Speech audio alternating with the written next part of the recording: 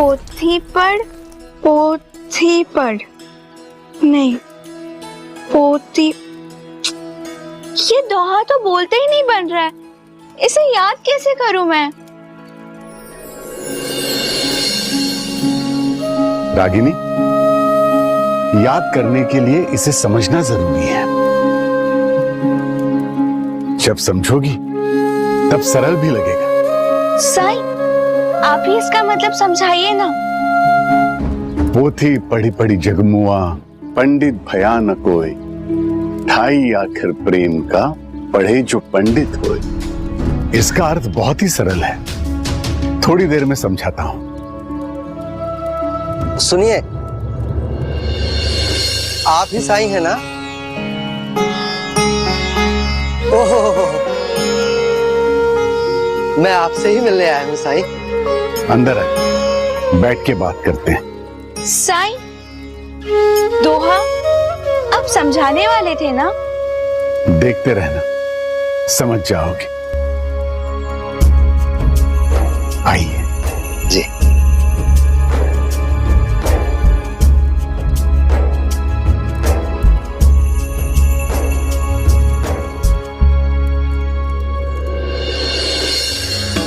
मैंने सारी जिंदगी ज्ञान ग्रहण करने में व्यतीत की है। आज की तारीख में मैं सर्वज्ञानी हूँ। मुझे चारों वेद, सारे उपनिषद कंठस्थ है। साथ में गणित, आयुर्वेद, कला, इन सब का भी संपूर्ण ज्ञान है।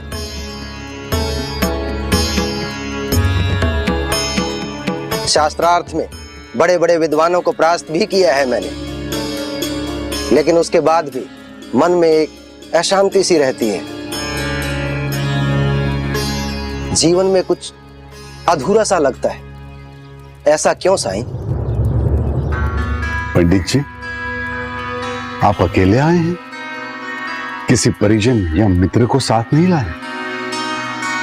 ज्ञान अर्जित करने के लिए जगह जगह भटकता हूँ साईं। घर की चौखट देखे हुए 1 साल हो चुका है, और सच कहूँ तो इन पारिवारिक उलझनों के लिए समय भी नहीं है मेरे पास। लेकिन ये वो समस्या नहीं है जिसके समाधान हेतु मैं आपके पास आया हूं। समस्या सुलझ जाएगी पंडित जी। केशव, एक पात्र में पानी भरकर लाना। जी साईं।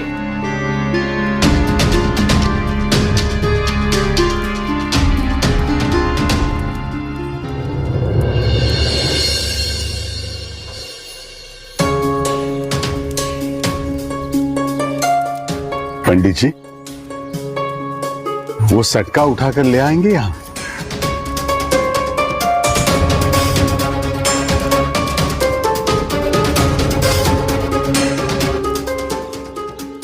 यहाँ इतने बच्चे हैं और पीछे वो आदमी है, फिर मुझ जैसे विद्वान से साईं ऐसा क्यों करा रहे हैं?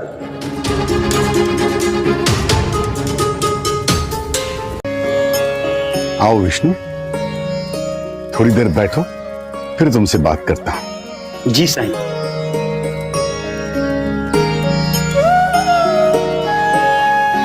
प्रणाम कहा। खुश रहो, खुश रहो। बच्चों, सेंग दाना खाओगे? पंडित जी, अब ये सटका इस पात्र में डालिए और फिर बाहर निकालिए।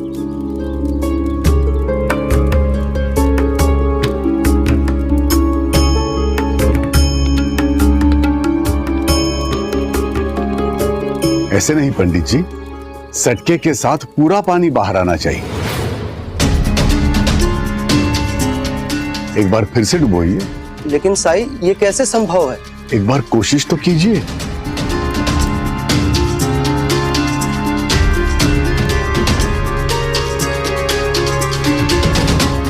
फिर से कोशिश कीजिए पंडित जी। एक बार फिर कोशिश कीजिए। लेकिन साईं, ये मुमकिन ही नहीं है। सटके में इतनी क्षमता है ही नहीं कि वो इतने पानी को अपने में समा सके। यही बात तो आपको समझनी है पंडित जी। फिर आपकी बेचैनी और अधूरापन दोनों दूर हो जाएंगे। मान लीजिए ये पात्र पूरा विश्व है, ये पानी इस विश्व में समाया हुआ ज्ञान और ये सिक्का मतलब आपने अब तक उतना ही ज्ञान प्राप्त किया है जितना कि इस सिक्के पर पानी की बूंदें हैं।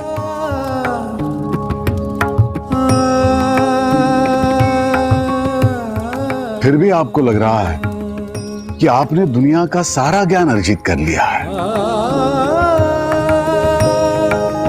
ये अहम और खुद को दूसरों से बड़ा समझने की भावना ही है जो आप में बेचैन और अधूरेपन का एहसास पैदा कर रही है। विष्णु जी साईं। यहां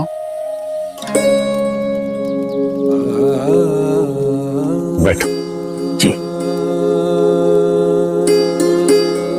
पंडित जी, ये विष्णु है। ये आपकी तरह पढ़ा लिखा नहीं है, मुश्किल से कुछ किताबें पढ़ी है इसने। इससे पूछिए कि क्या ये आपकी तरह बेचैन है? विष्णु जी। क्या तुम्हें अधूरापन महसूस होता है? बिल्कुल नहीं साईं। हाँ, जीवन में कुछ मुश्किलें आती हैं, कुछ चिंताएं भी हैं, लेकिन उन सब के बावजूद भी मैं खुश रहता हूँ, सुकून से सो पाता हूँ। लेकिन कैसे? क्योंकि पंडित जी, इसने अहम को छोड़कर अपनों को पढ़ा है। अक्षरों की जगह प्रेम का ज्ञान प्राप्त किया है। जितना पाया है उतना बांटा भी है इसने, इसीलिए आज ये संतुष्ट है। पंडित जी, आपने अपने परिवार को समय नहीं दिया, समाज में किसी के साथ लेना देना नहीं रखा, इसीलिए आज आपको अकेलेपन की अनुभूति हो रही है। लेकिन अभी भी देर नहीं हुई है। घर जाइए और अध्यात्म के साथ साथ अपनी जिम्मेदारियां भी निभाइए। अहम को त्याग कर प्रेम को अपनाइए, अपना ज्ञान बांटिए, लेकिन अपनेपन से।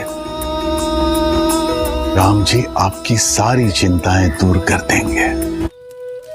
वो सब कम था आपके बारे में। इतनी सहजता से इतना बड़ा ज्ञान दे दिया आपने। जो बात इतने वेदों, इतने ग्रंथों का अध्ययन करके भी नहीं समझ पाया, वो आपने इतने कम शब्दों में समझा दिया। इतने सालों में पहली बार लग रहा है जैसे मैं ईश्वर को देख पा रहा हूं। हरि व्यापक सर्वत्र समाना, प्रेम ते प्रगट होई ही मैं जाना। भगवान सब जगह समान रूप से व्यापक है, लेकिन मैं यही जानता हूं कि जहां प्रेम है भगवान वहां प्रकट हो जाते हैं।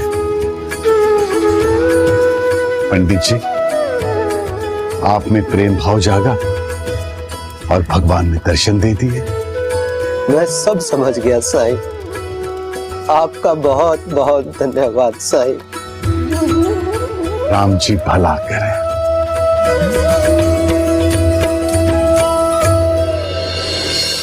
और साथ साथ हम बच्चों को भी दोहे का अर्थ समझ आ गया साईं। पंडित वो नहीं जिसने सिर्फ ज्ञान प्राप्त किया हो, पंडित वो है जिसके मन में सबके प्रति प्रेम हो।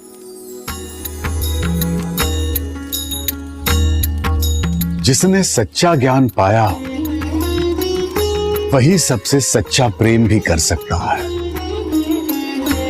क्योंकि सच्चा ज्ञानी जानता है कि तेरा मेरा, बड़ा छोटा, अमीर गरीब, ये सब मनुष्य से उपजे भेदभाव है।